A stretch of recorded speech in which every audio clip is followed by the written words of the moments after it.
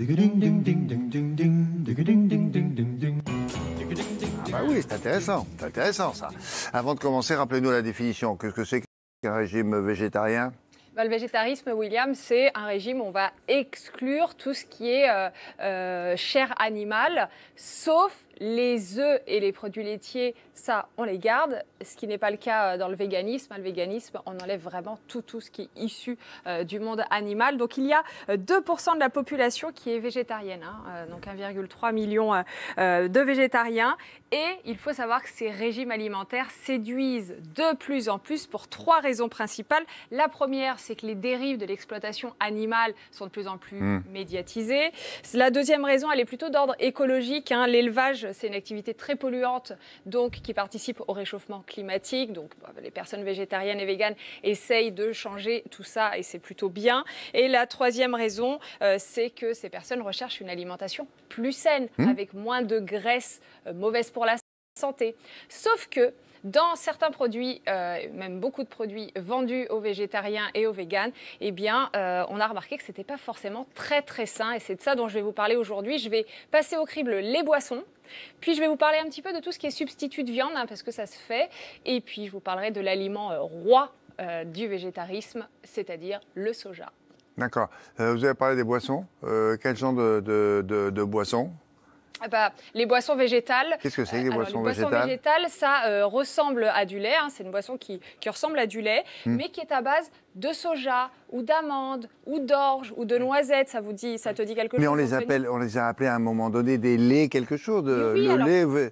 C'est très bien que vous parliez de ça parce qu'on les appelait les laits végétaux, mais depuis octobre dernier, les députés ont voté contre cette appellation qui est un peu trompeuse. Oui, il n'y a pas de lait en fait. On ne va pas traire le soja, on est d'accord. Donc c'est un jus, effectivement. Et c'est ça. Donc on appelle ça des jus végétaux parce que, alors ça n'a même pas la texture du lait, c'est beaucoup plus liquide et ça n'a pas les apports nutritionnels du lait. Ça n'a pas les mêmes protéines, ça n'a pas de vitamine B12. La B12, on ne la trouve que dans. Mais en tant que, si on dit jus végétal, jus végétal. Là, on est bon. Là, ça va. Parce qu'on n'a pas dit lait.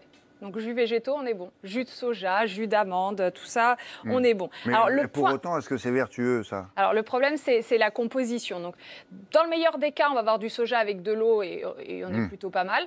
Dans le pire des cas, on va se retrouver avec 14 ingrédients différents. On se retrouve avec quelque chose de très transformé, presque comme un soda, avec beaucoup de sucre, etc. Donc, il faut bien choisir ce que vous achetez dans la famille des jus végétaux. Regardez de plus près les étiquettes. Parfois, le soja est très peu représenté, qu'on se le rappelle, c'est une boisson végétale. On va retrouver des fois que 2 ou 3% de soja dans une boisson à base de soja. Enfin, c'est vraiment dommage d'acheter que de l'eau.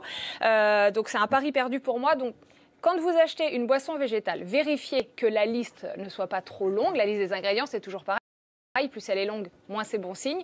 Et puis surtout, achetez-les sans sucre ajouté. C'est dommage. Vous avez parlé aussi il y a un instant des substituts à la viande. Qu'est-ce que ça vaut, ça ? Et c'est quoi, par exemple ? Là, vous en avez ? Là, j'en ai quelques-uns. Si on parle des steaks, des galettes, des saucisses végétariennes, donc vous l'avez compris, ce sont des produits industriels. Ça ressemble à de la viande, mais ça ne contient pas de viande. Et est-ce qu'on a le droit, c'est ça qui me frappe, moi, est-ce qu'on a le droit d'appeler ça steak ? Pour le moment, oui, mais je sais que c'est en pourparler pour changer ça. Parce qu'il y a les éleveurs ou les bouchers qui disent c'est pas un steak. Exactement. Donc c'est en pourparler, c'est comme l'histoire du lait. Et en plus, c'est industriel. Qu'est-ce qu'on va retrouver dedans ?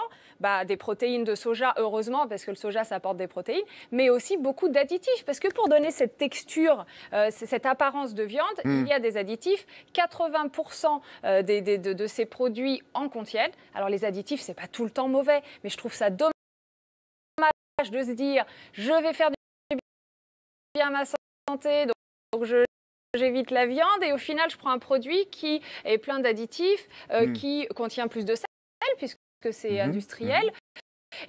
Donc il va à l'inverse de ce que vous souhaitez, quoi. Exactement. Et en plus, donc il contient du soja, mais quand on n'a pas de chance, il contient plus d'eau que de soja. Comme les plats préparés, finalement. Finalement, on n'est pas loin de ça, Anthony. Effectivement. Donc c'est vraiment dommage. Ça part d'une bonne intention d'être végétarien, et puis on se retrouve avec des produits qui s'écartent de la volonté première. D'accord. Mais de toute façon, le soja, ça vous pose un problème déjà. Oui, il me pose un problème, mais il est d'ordre environnemental. Il a été décrié pendant très longtemps. En plus, oui. Alors, il y a plein de problèmes parce que le soja que nous consommons, en général, il nous vient d'où ? Du continent américain. Souvent, le Brésil, l'Argentine, les États-Unis. États-Unis. Et là-bas, les lois sur l'agriculture, elles sont vraiment pas aussi drastiques que les nôtres. Elles ne sont pas les mêmes, en tout C'est cas. pas les mêmes. On a souvent des sojas génétiquement modifiés. Donc ça, c'est un peu embêtant. Alors, est-ce que c'est mauvais ou bon pour la santé? C'est pas le débat, on ne sait pas trop. Mais on sait que par contre, pour la biodiversité, le soja génétiquement modifié, c'est pas très bien.